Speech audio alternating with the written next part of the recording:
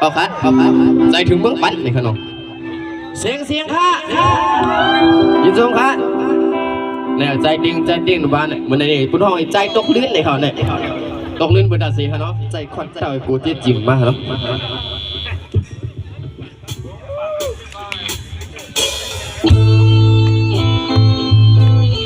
ยินดีความจะถึงบนทางนี้ทางเราขอนาวิธีก็ไหลมีเสียงพูดแสดงว่าเป็นเมย์ไม้เนี่ยฮะน้อยขอบใจค่ะยินดีความจะถึงบนทางนี้ค่ะน้อง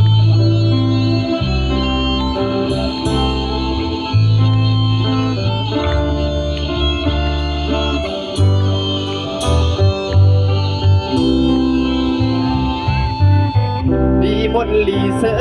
ลีกยอลินเมืองลงนางยีแสงก่อเฮาเป็นพลามกูปีคือมีหลองดังไล่ขี่มาพร้อมมือปานอ่อน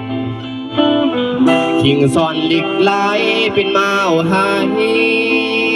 ใจแล้วมีจูโลเสียงลิ้นดีพังหกพังเฮปันจัดเป็นก้นก่ออันแลมือปียาวเขาก็หึงไล่ซอปลายมาจอยขึ้นลอยพรปุ่นเดินมา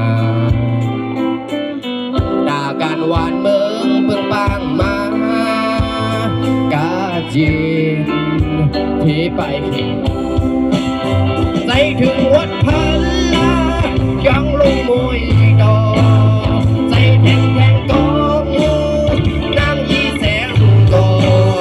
ใจถึงที่หงเห็นเขาส่งวิ่งยา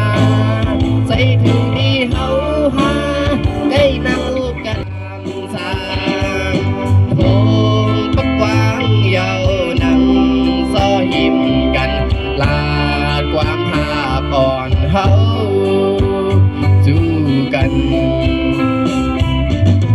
เด็กถึงวันหนึ่งอยู่ตีเลยแผ่วขึ้นหิมกันอยู่นะเท่าเยาก็พอขึ้นหกสู่สั่งจูงเอาเขาห้ามเจ้าผู้ในอ่านเคยเตะไปสองกลางใจนางเมื่อนางสายก็ขามคงแปดสู่เสียงค่ะเสียงอยากเป็นไทยเนาะไว้แต้มเมื่อวันนั้นให้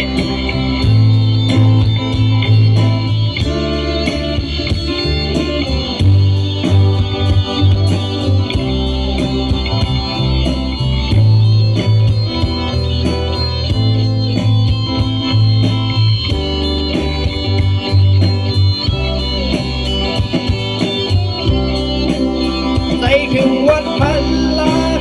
เข้าลงมวยดอใจถึงแทงกองนางยีแสงก่อ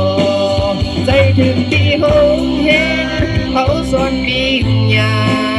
ใจถึงที่เขาหาใกล้นั่งกุกันแต่เขาไม่สา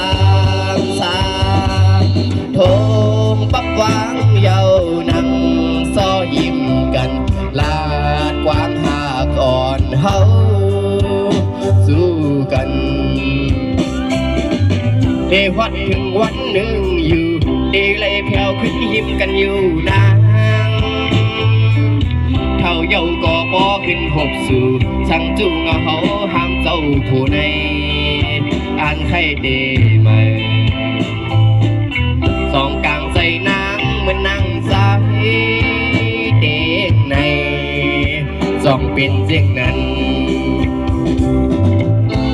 ย้อนเสียงเขาเนาะจำไม่ก่อนย้อนเสียงพี่น้องลังคือนะเรามีข่าวพี่น้องลังคือเดี๋ยวก้อนหนึ่งค่ะนั่นในคะแนนสายเรียงลังคือไหนคะเนาะเอาครับเป็นสงคราม